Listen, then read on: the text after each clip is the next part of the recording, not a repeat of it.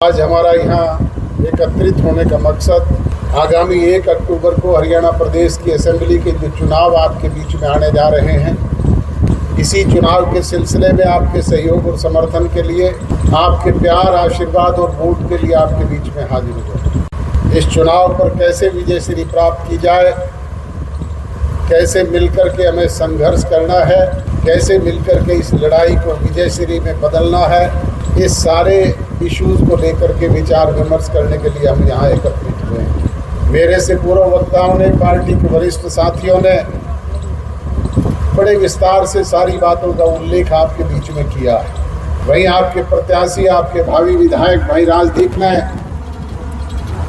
अपनी पिछली सेवाओं का जहाँ उल्लेख किया, वहीं आपके बीच में आपको ये यकीन, विश्वास और भरोसा दिलाने का काम भी किया कि उनका मकसद केवल आपकी सेवा और आपकी सेवा है। आपके बीच में जो समस्याएं बड़े लंबे समय से मुंह आकर के खड़ी हुई है, उन समस्याओं से आपको निजात दिलाने की, और ये संभव तभी हो पाएगा जब आप सब लोग मिलकर के अपना प्यार, अपना स्नेह, अपना आशीर्वाद, अपना सहयोग दे करके राजदीप फोगाट जी को राज्य की विधानसभा का सदस्य बना करके यहाँ से भेजने का काम करें। बुजुर्ग और नौजवान दोस्तों भी थोड़े ही समय पहले लोकसभा के चुनाव होकर के हटे हैं और उस चुनाव में पार्टी को पराजय का सामना करना पड़ा। वो चुनाव नेशनल इश्यूज को लेकर के लड़ा गया था। लोगों ने 2 ही जगह वोट डाले थे, मोदी के पक्ष में और मोदी के विरोध में। और किसान कम्युनिटी के लोग भारतीय जनता पार्टी की किसान विरोधी नीतियों की वजह से दुखी और परेशान था। इसलिए अमृतसर से लेकर के अलीगढ़ तक, मुजफ्फरनगर से लेकर के बाड़मेर तक किसान कम्युनिटी के लोगों ने बिना ही मांगे कांग्रेस के पक्ष में मतदान करने का काम किया। इसी तरीके से एससी कम्युनिटी के लोगों ने भी संविधान बचाओ का नारा कांग्रेस पार्टी के लोगों ने दिया और उस संविधान बचाओ के नारे में आकर के एससी कम्युनिटी के लोगों ने बिना ही मांगे कांग्रेस के पक्ष में मतदान करने का काम किया।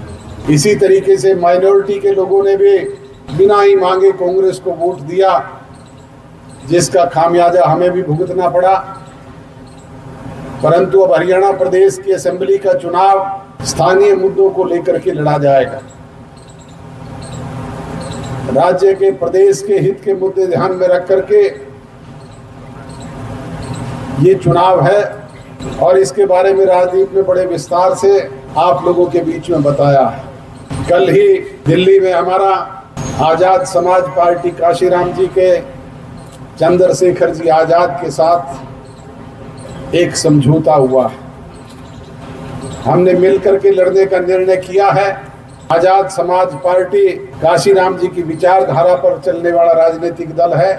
बुजुर्गों और नौजवान दोस्तों, उन्होंने उत्तर प्रदेश में, ये नहीं पूरे देश में, काशीराम जी के सोच को लेकर के आगे बढ़ने का निर्णय किया है। कुमारी बहन मायावती जी ने, जिसे अपने स्वार्थवश नजरअंदाज कर दिया था, उसको पुनः आप लोगों के बीच में जीवित करने का काम का बीड़ा अगर किसी ने उठाया तो वो चंद्रशेखर जी आजाद ने उठाया है। जो मायावती ये कहती थी कि मैं अपने परिवार के किसी सदस्य को अपनी विरासत सौंपने का काम नहीं करूंगी, उन्होंने अपने ही भतीजे को पार्टी का चीफ कोऑर्डिनेटर बना करके एक तरह से पूरी जिम्मेवारी उसे सौंपने का काम किया और नौजवानों के हितों के साथ खिलवाड़ किया। आज इसी वजह से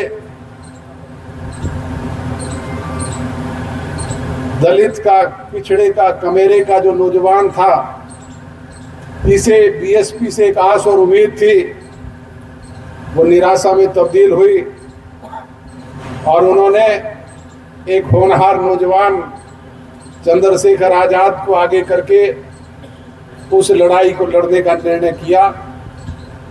आज वो इस संघर्ष में हमारे साथ जुड़े हैं।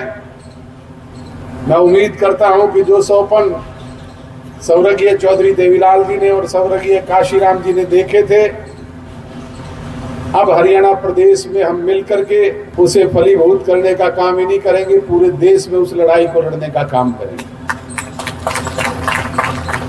बुजुर्ग और नौजवान दोस्तों, थोड़े दिन पहले आप देखते थे कि जब टेलीविजन हम ऑन करते थे तो एक आदमी छाती पे हाथ मार मार करके कहता था, अब की बार 400 पार ये मोदी की गारंटी है। आपने देखा कि कहां गई वो मोदी की गारंटी और कहां गए वो 400 पार के दावे। ये तो थोड़ी सी कमी उड़ीसा में रह गई, अन्यथा तो राज बनाने के लाले पड़ जाते। आज उसी तरीके की बात कांग्रेस पार्टी के लोग घरों में बड़ी बड़ी करते हैं। चौधरी भूपेंद्र हुड्डा सौपन देखते हैं और वो कहते हैं अब की बार 70 पार, कई जगह तो 80 पार के नारे भी लिख रखे हैं। नारे तो पिछली बार खट्टर साहब ने भी लगाए थे, परंतु गए कि नहीं यमुना पार, बिना हमारे राज बना कि नहीं बना। बुजुर्ग और नौजवान दोस्तों, इसी तरीके से ये 70 पार की बात करने वालों की फूंक भी बहुत जल्दी निकलने वाली है। आज जो 50 60 कैंडिडेट एक एक जगह से इनके खड़े हैं, किसी दूसरे की दरकार नहीं, वो ही इनकी मंजी ठोकने का काम करेंगे। कांग्रेस के लोग एक दूसरे को आगे बढ़ते हुए देख नहीं सकते। इनकी रोजाना जूतियों में खीर बटती है। और आपने देखा है जो राजनीतिक दल दिल्ली के पड़ोस में हरियाणा प्रदेश होने के बावजूद 11 साल में अपना राजनीतिक संगठन खड़ा नहीं कर पाया, अपने जिले के अध्यक्ष, ब्लॉक के अध्यक्ष तक नहीं बना पाया, वो राज बनाने के ख्वाब देख रहा है। राज तो उनका बनता है जो संगठन की दृष्टि से मजबूत हो और मजबूत होकर के जो लड़ाई लड़ना जानता हो। बुजुर्गों और नौजवान दोस्तों, इसलिए आपसे गुजारिश और विनती करने के लिए आया हूं कि आज जो ये कोई 6000 पेंशन देने की बात करता है, कोई 7500 देने की बात करता है, कोई 500 रुपए में सिलेंडर की बात करता है, और इसी तरीके से सत्ताधारी राजनीतिक दल के लोग भी लगातार लॉलीपॉप बांट रहे हैं, रेवड़ियां बांट रहे हैं, लोगों को गुमराह करने के लिए रोजाना नई नई घोषणाएं करने का काम करते हैं। उनसे सचेत, सजग और सावधान रहने की आवश्यकता है। आपने पहले 10 साल कांग्रेस की हुकूमत भी देखी और निरंतर 10 साल भारतीय जनता पार्टी की हुकूमत को भी देखने का काम किया। बुजुर्गों और नौजवान दोस्तों, जननायक जनता पार्टी चौधरी देवीलाल की नीतियों पर चलने वाला राजनीतिक दल है। और चौधरी देवीलाल जी ने जनता जनार्दन के बीच में जब कभी भी कोई बात वायदे के तौर पे की, आपकी दी हुई ताकत उनके हाथ में आई तो उन्होंने कानून बना करके आपके बीच में उसे लागू करवाने का काम किया।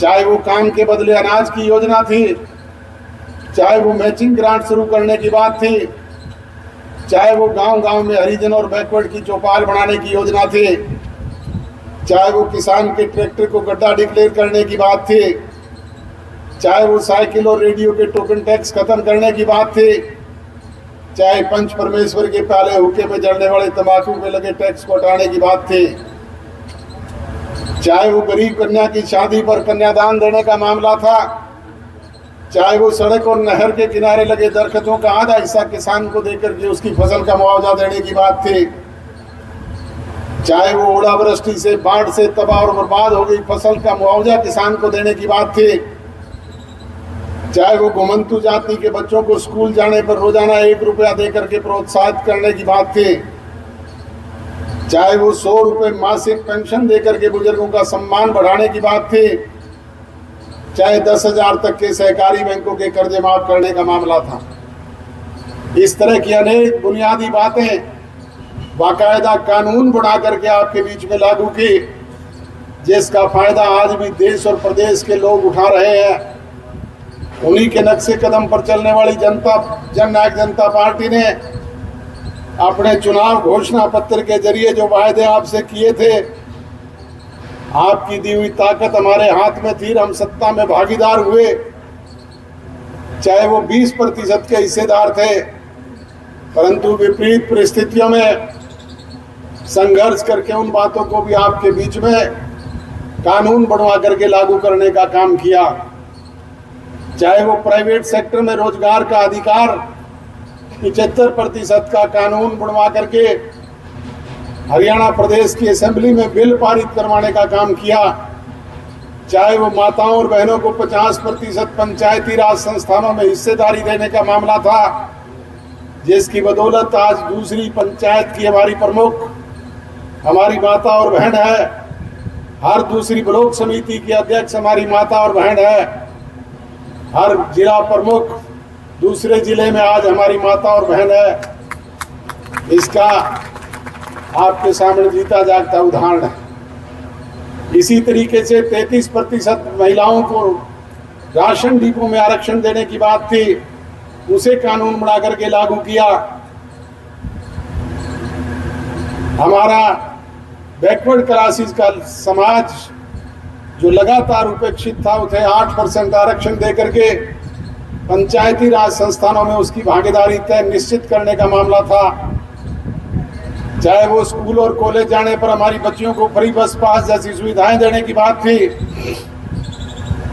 चाहे किसान को आर्थिक आजादी दिलाने का मामला था।